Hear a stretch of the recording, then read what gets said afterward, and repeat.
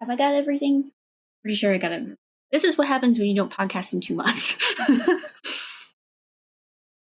Hello, everybody, and welcome back to the Knitting Texan podcast. My name is Rin, also known as Knitting Texan on Ravelry, and I am a knitter living in Central Texas with my family. Remember what my intro is. This is how long it's been. It's been 2 months since I podcasted, which is wild to me. These last 2 months have been a roller coaster. I had finals and projects and all the craziness that comes along with being in college. And then also a lot of life stuff happened. And then obviously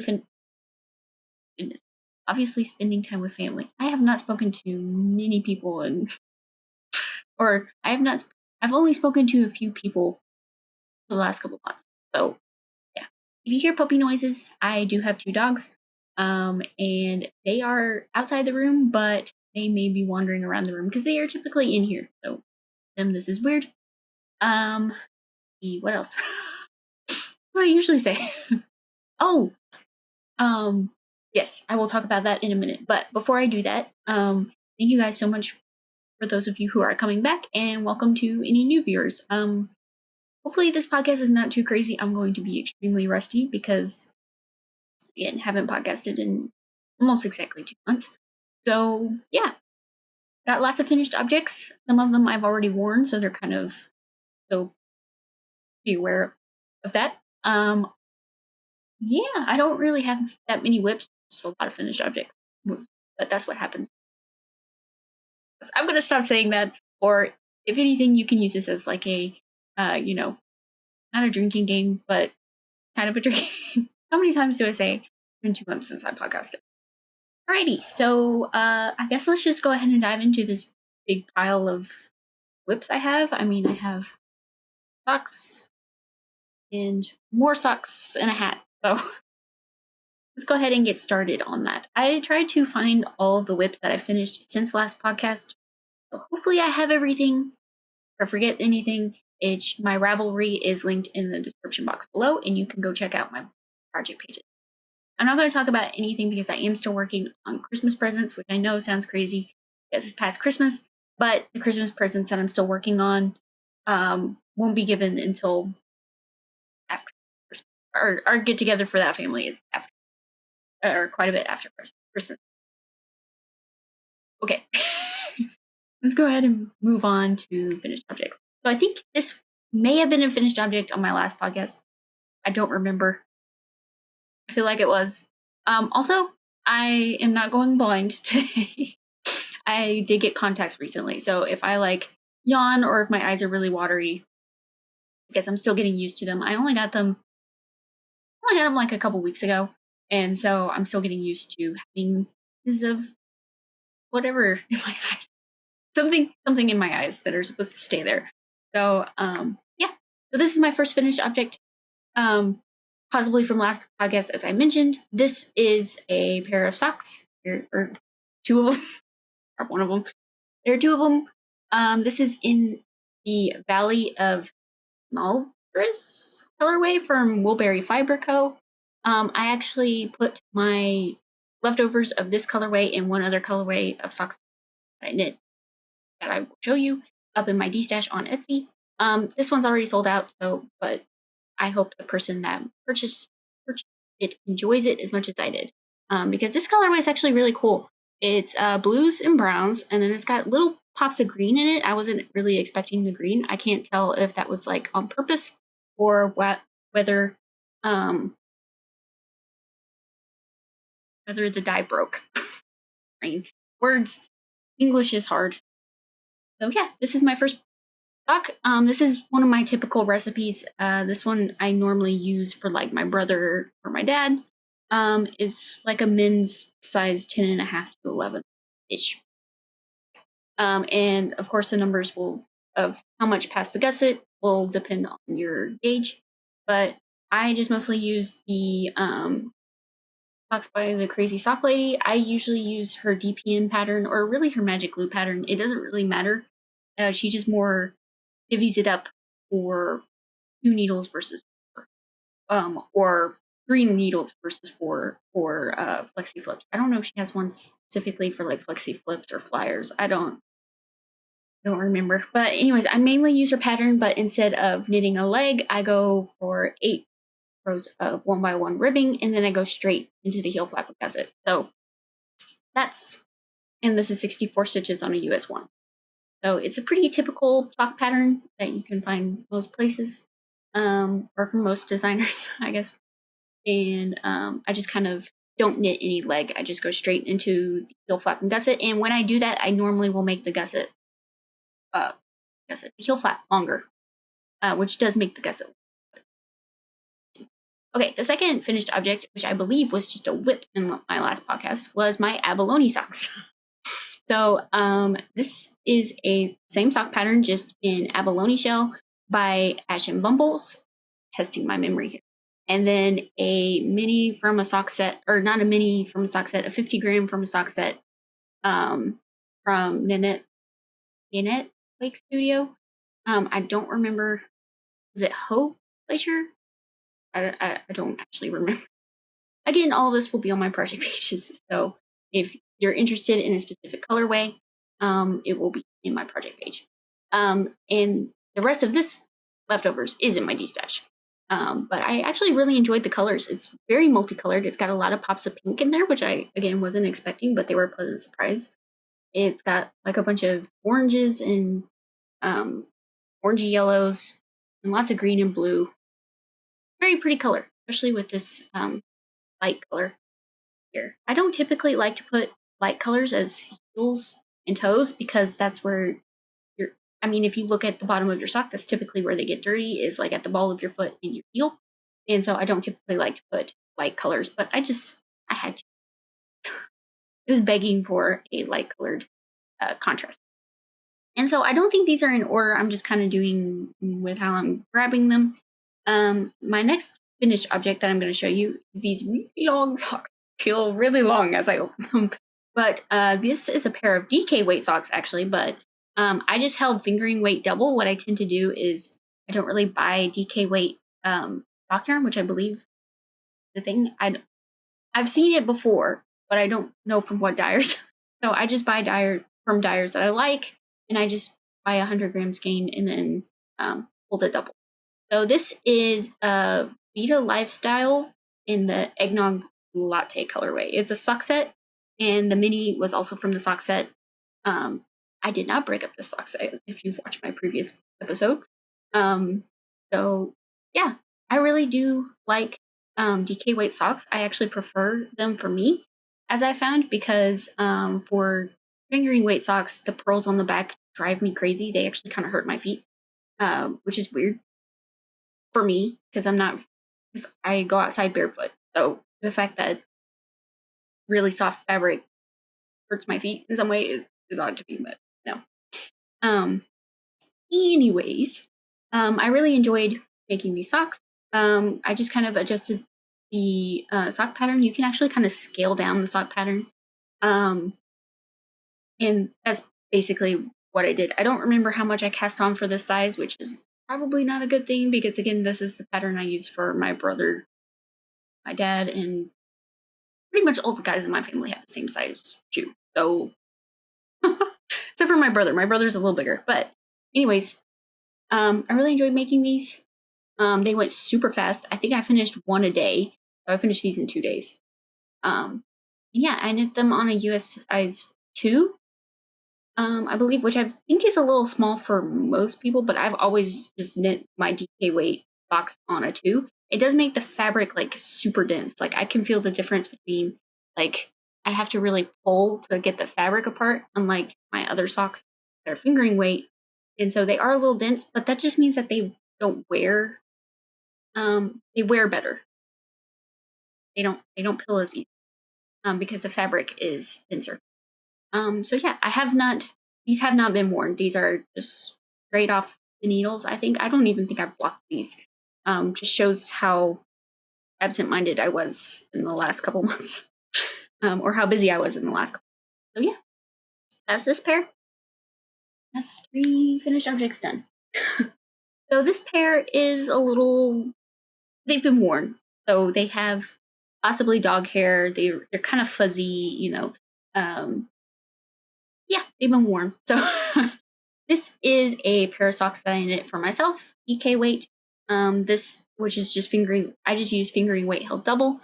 This is a self-striping yarn from Nomadic Yarns. I bought them off of the Destash, and this is my only wish this year. I believe. Only wish this year. And anyways, I held the yarn double, and I just kind of lined up the stripes. And you can see places where one strand turns the other color before the other, but it doesn't really bother me overall. Like up here, they actually changed right on with one another. And so yeah, they turned out really great. Again, I prefer the DK weight socks. These have been worn more than most of my other socks that I've knit for myself. And so I think I will be knitting more DK weight socks. And so this is just kind of one of my Christmas socks. I kind of wore these when it was really cold here. It's been really especially cold these last couple weeks. It's been like in the single digits in the teens. So it's pretty cold for Texas. So I'm saying a lot. Sorry. Yeah.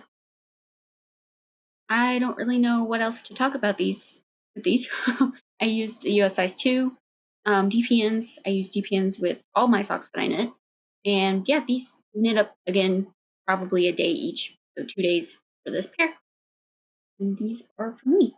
And I had quite a bit left. If you're like wondering how much I have left, I typically will have 2 balls about this size, and then I had 2 smaller ones for this one because I was trying to line up the stripes exactly. And basically what I do for that is I put the slip knot, and I use this slip knot when I'm casting on.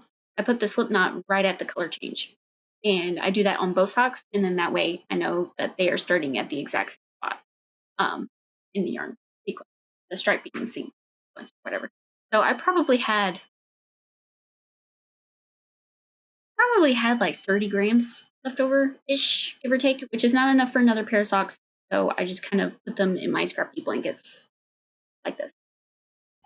So next, there's another pair of DK weight socks. Again, I've been knitting a lot of DK weight socks for myself. Well, a lot. There are 3, and they usually take me a couple days each. I just kind of got socked out, or my sock mojo kind of went away. To give you an idea, I didn't even participate in Sockmas this year, which was kind of crazy for me. I was just tired of socks, and I needed to kind of recover from the semester. So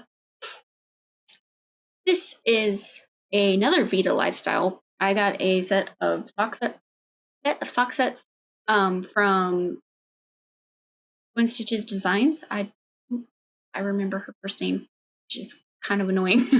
But this is my size pair, and this is in the cinnamon chai latte, I believe what it was called. And it also came with a mini. And I like anything or most things cinnamon, so I figured that this colorway would work for me. And it's more speckly and darker color than the eggnog. But again, this was a fingering weight, and you can still see there's ends in here, and I just kind of held it double. And then this mini, again, came with the sock set. And I used a US size 2 and same pattern as these socks here, except I think I made the foot a little longer on this pair. But yeah, that's this finished object. And if you have any questions, you can ask me in the box. Say that every time. You can ask me any questions in the comment section below, and I will try my best to answer them and provide any information that y'all need. So, and then the final pair of socks, just like a braid of socks over here. My final pair of socks is actually a Desert Vista Dyeworks socks. I didn't end up doing much more Desert Vista Dyeworks knit along, just because again I got tired of socks, honestly. So this is in the Happy Girlfriend's Day colorway, I believe, in her Viso base, and I just held it with a white from Knit Picks. It's just Knit Picks Stroll in the white colorway, and I held it double, and I actually really like how these turned out. I feel like if I had just knit it straight without the white, that it would have been too dark for me, because I prefer to have white as a contrast in most things. And so, yeah, these turned out really great. Again, I just kind of cast on at the color. I just cast on at the color change, and then on the other sock, I was able to cast on at the color change, and so they're a little off, but they're basically the same striping, and they look practically the same. So again, these are the same pattern, same numbers as this one, or maybe not that one, maybe this one, because these look more similar. But and these are my size, so I wear like a US women's like 8.5, 8 to 8.5, and yeah, I use the US size 2, which I think I already said. I'm forgetting and repeating. If I forget and I'm repeating myself, I apologize. But again, I'm just kind of rusty. So yeah, these were really fun knit. Again, one each day, super quick pair of socks. And my next finished object, and not my final one, and I will talk about what I'm wearing in a minute. This is my most recent finished object, I believe. I believe I finished this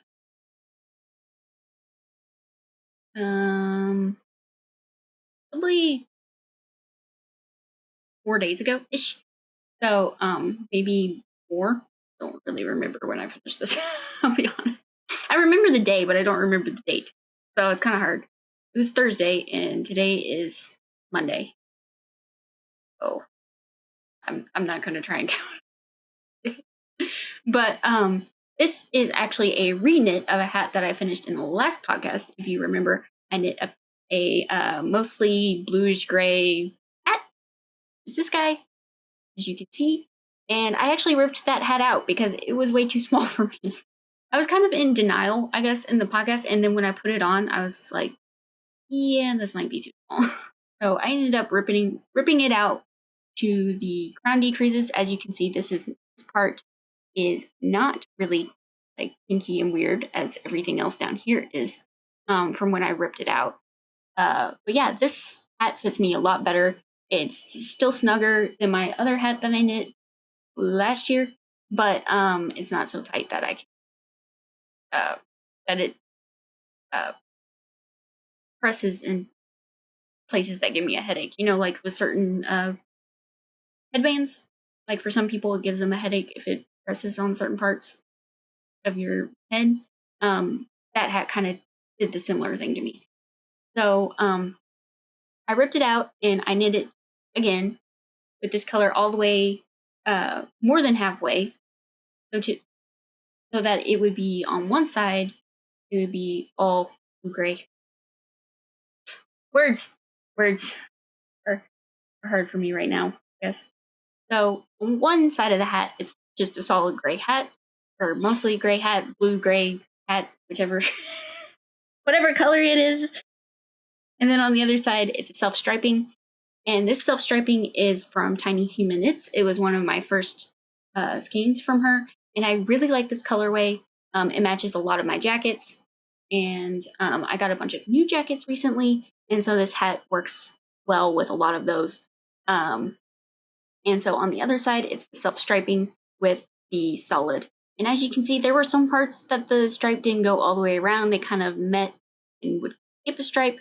But I honestly, it doesn't bother me. And it kind of evenly, that little part just kind of evenly goes across the hat.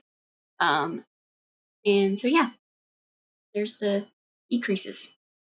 So, more to talk about this hat. Oh, I kind of made up the size myself. So, I don't really know what size it was.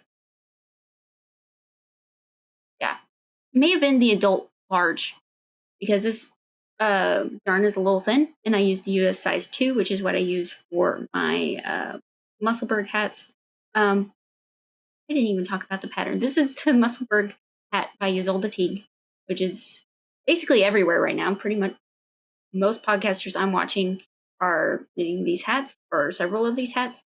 Also, the Oslo hat is very popular. I prefer this one because it's actually 4 layers of knit fabric instead of just 3, like the Oslo hat. And I believe that this it's less fussy than the Oslo hat to put on, I feel. And so, and that's just my opinion.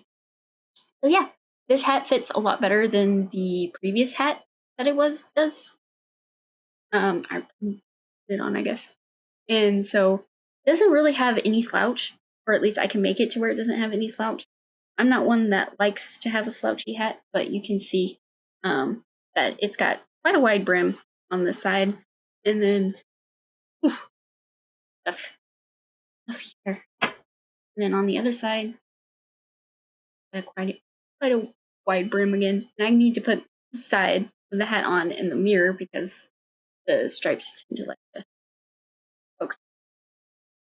But as you can see, it's got solid all the way around. Nice, because then if the jacket I'm wearing doesn't like red, I have like a red buffalo plaid jacket. I can wear it with this side, and it's not like these colors mostly. That's just me. So yeah, really like this hat. I'm glad it came out better than the first one. So, not my last finished object, but I'm gonna go ahead and talk about this. And it's actually very warm. This is probably the longest I've worn it since I finished it. But this is the Dartmoor sweater by Kadri. And probably heard a lot about the sweater. If you haven't, it's an amazing drop shoulder sweater, which I prefer drop shoulder sweaters. They fit me better than raglans and especially circular yokes. Like I can't wear circular yokes at all, which is hard to say. But anyways, this is a worsted weight sweater. I believe the pattern calls for DK with a mohair, possibly. I don't really remember what the actual pattern calls for. But or maybe just DK weight, and I used worsted. What I used is Sorella yarn in her worsted weight in the Ivy colorway mostly, and then because I got this off of Destash, I wasn't able to get enough skeins for me to knit the entire sweater in this color. So I found as close a match as possible in a DK weight. And then I just did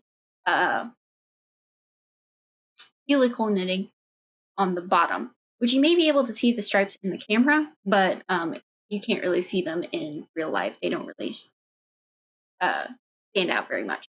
So it looks like a solid green sweater, even though technically the yarn I used on the bottom is a different color and a different weight. Yeah, it turned out great. The sleeves are kind of balloony, kind of not really, and I can put it up on my hand if I want to, which is what I prefer, and then I can also just have it down. This was going to be my Christmas sweater, but it looks like it's going to be in the 70s Fahrenheit here for Christmas, or at least for my family's Christmas. So I won't be wearing this to that, but I can wear this today. And it's definitely very warm for a sweater, but it is very nice, and I do really like it. I did a 1x1 rib for everything, and then I did the Crazy Sock Lady's. I don't remember what she called it, but it's her kind of stretchy bind off for all the hems. Which for me, I have an issue with tight seams. I have to have the stretchy seams, and so these don't bother me as much as just a normal bind off would. And yeah, I did a fold over neckline, which I just did this today. I folded over the neckline. I decided to because I felt like the tall neckline looked kind of weird, and it was making to where the sweater kind of spread out open more than it needed to be. And so I just kind of sewed it down in the bottom, and you can see one of my ends. And I just kind of sewed it into the cast on, I believe. This sweater has an interesting construction, and I won't actually talk about it much, I don't think, because it's part of what makes the pattern different. But it's got like really cool shoulder detail. And this is, I don't know if this is giving away the pattern, but you start off with this part of your sweater. So it turned out really great. I knit this so long ago, I don't remember if it has any short rows. I believe it does, in the back, so that the front, the collar comes up a little bit in the back. And yeah, this detail goes all the way across shoulders, the other side. And it turned out really great. You actually pick up part of this to do your sleeve. Well, yeah, I really like the pattern. I actually got this. I was actually inspired to knit this pattern by Laura of Penrose Knits. She knit hers and she wears it all the time, and it just looks like a really cozy, nice drop shoulder sweater, which was exactly what I wanted. Like this really kind of relaxed fit sweatshirt like sweater. And yeah, I finished this actually over Thanksgiving break. So I finished it quite a while back, and it's a really hard yarn to photograph. Like the photograph that I took for Ravelry is really red, but this is actually more its color. You can actually see what it looks like. Yeah, I'm actually quite toasty in this. It's in the 40s right now, which is not incredibly cold or as cold as it was. But I'm really warm in this. I wish I kind of would have worn this when it was cooler, but what can you do? So in my last finished object is a big one and a very long-standing and a very heavy one is this blanket. Now this blanket has a fairly long story. I finished it quite a while back. I believe I used it in one of my thumbnails for one of my podcast episodes. And yeah, it was not really a blanket. It was more like a strip, and it was really weird. So I ended up getting more of this yarn and decided to remake it from the beginning. I didn't like it as it was, and I have not trimmed all the ends. I've just kind of left them, but I did finish this in time to for the cold weather. So it kind of works as like a weighted blanket, and it is quite heavy. It is fairly heavy. I don't know how much it weighs, but I would guesstimate probably 10 to 15 pounds ish, maybe 20. Um, it's a very big, bulky blanket, and it fits my. I believe I have a double, but it could probably fit on a queen because it's just large. But yeah, I did this in like Bernat blanket. It's a tube yarn. I don't know if I can find an end to see, but it's like a tube yarn, and then it has like blown fluff into it. So yeah, a very heavy blanket, and I'm gonna put it down now. Glad to have that done, and I was able to use it as like an extra blanket when it was colder. So good. And then now is time for my whips and my Advent project. I did have an Advent project. Pretty fun. I may talk about that later. I don't have a particular Advent calendar. I believe everybody by now is already done with their Advents, but if you aren't, there's no need to worry because I didn't use a typical Advent calendar. I kind of made my own, so to speak. So, yeah, go ahead and talk about my one other whip that I can talk about. The other one is an illicit Christmas gift, so I won't talk about that. So this is my one whip. Most of this podcast is just going to be finished objects. So in my Noble Character Crafts bag, I bought this some time ago. I showed it as a acquisition. Is another Musselburgh hat. It's a bright reddish orange hat, and this is for my pappy.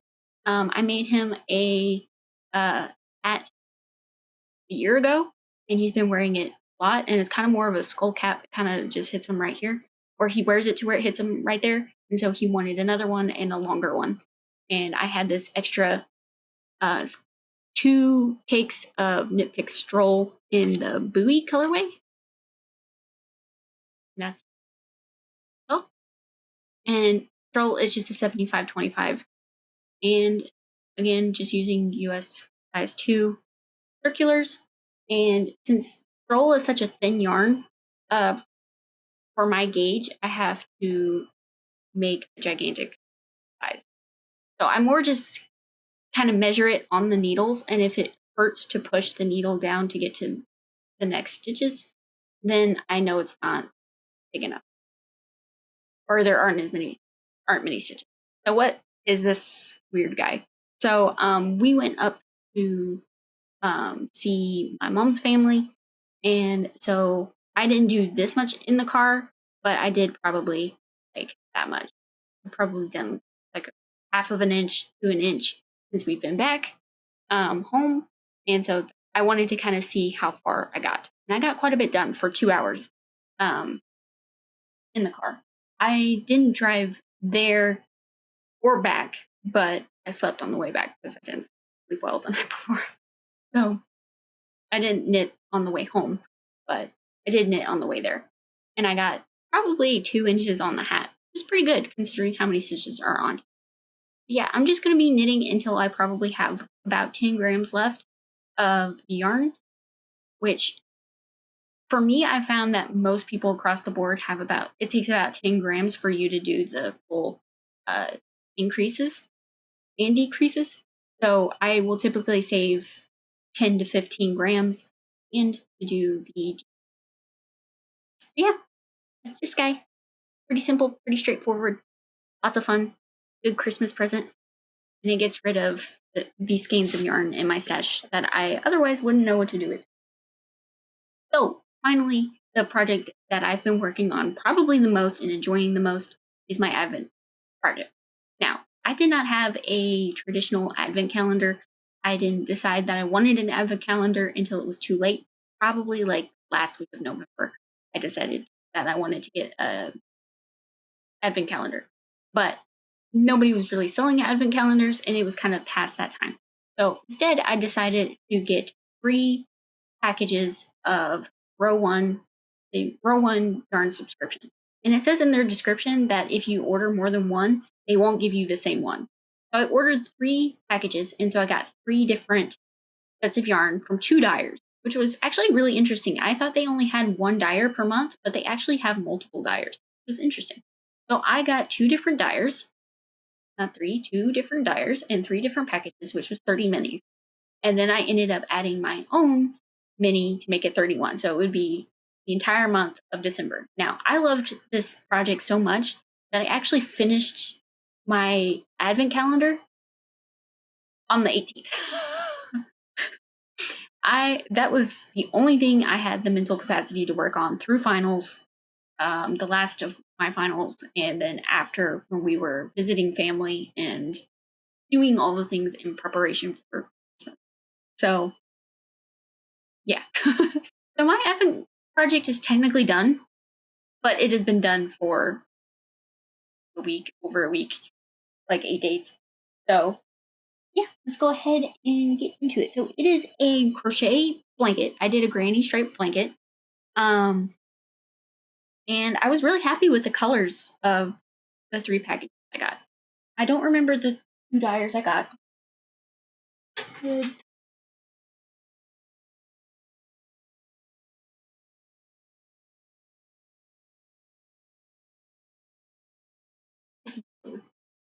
Here it is. So this is my 3 row 1 yarn subscriptions I got. So the 2 dyers I got were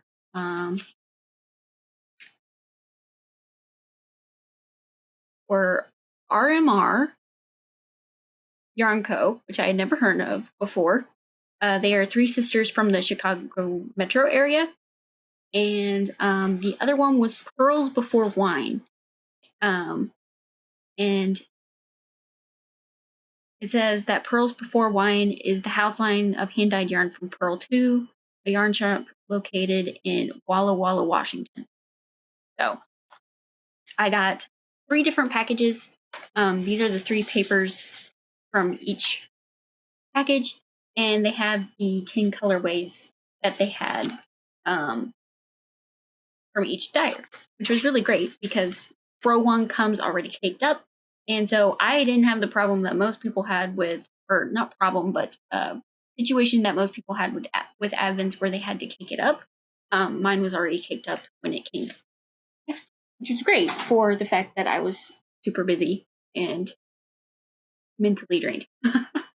So, yeah, I ended up holding the yarn with a undyed yarn, which is one of my favorite things to do. I love to see the blankets in other podcasts where they use crazy colors, but then it kind of tones it all down when you hold it with a white. So, or an undyed cream color. So this is my blanket starting from day 1 all the way up through to day 31. And then I added this stripe because I ended up finishing this blanket when Argentina won the World Cup final. So I did add a stripe that was in their colors just because. And it was great because it finished off the row, and I was like, great, this is how I'm going to finish 2022 Advent. Now, I have really missed this project, so I ended up buying some minis, possibly for next year. I'm going to see if I can wait until next year, but I actually have really enjoyed this blanket. So basically what I did is I put all of the minis in this large tote bag that I have, and then I would just pull them out randomly. And sometimes I would have family members pull them out randomly. My dad, my mom, and my Oma drew out some random minis too. It wasn't just me. And then it just kind of has my nice marker that's holding my last stitch banging against stuff. But yeah, kind of went along, and my Oma picked from the yellow upwards to the pink, and so that's really cool. And then my dad picked this one, which is the minis that I added. This was the leftovers from my eggnog and my cinnamon chai socks. I just decided to add those in because I figured maybe they would be picked for Christmas, which would be cool. It ended up not being for Christmas, but it actually from this direction, which is what I was thinking was the beginning of the blanket, but it actually works from this direction. So if this is day 1, this is day 24 down here. So it kind of works. It kind of works for Christmas, but kind of not at the same time. Many of these colorways were actually inspired by Brazil. So like one of them is named Carnival, the other one is named Rio. Yeah, they turned out really great. And then one of them was something for the Day of the Dead, I think. And so there was a lot of really bright colors throughout the blanket, which was really cool. I probably wouldn't recommend this if you were going to do trying to do a cohesive shawl or sweater. I don't think that this would be a great idea. But for a scrappy rainy stripe blanket, it worked out great. And I was able to do it where one mini got me 2, sometimes 3 to 4 stripes. And yeah. This is folded in half, by the way. I don't know if you can see, but it's actually folded in half widthwise. So you can see all the colors from day 1 to day 31. And technically the pink and the blue are day 31 together, because I added the blue myself to complete the last stripe. But yeah, I really do like this. I think this was a really fun idea. And because also the row 1 mini is kind of random, you don't know what yarn dyer you're going to be getting.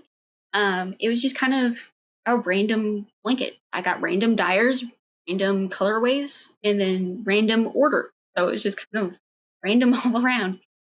And yeah, that's my Advent project. So what are the minis I got for next go round, which I'm actually really kind of excited about. I didn't do row 1 this time because I actually found a set of minis, 40 minis this time on Destash on Etsy. I found a set of a homespun house minis. This is actually for the Cozy Comfort Throw, which is the name of it. A lot of podcasters are doing it for their Advent. And so I figured I could use the Cozy Comfort kit for an Advent, the other way around. These do not have colorway names. They're just 10-gram minis. But there are 41 minis, and they are all skein instead of up, which is kind of a bummer, but because it was kind of nice to already have them caked up. But I figured that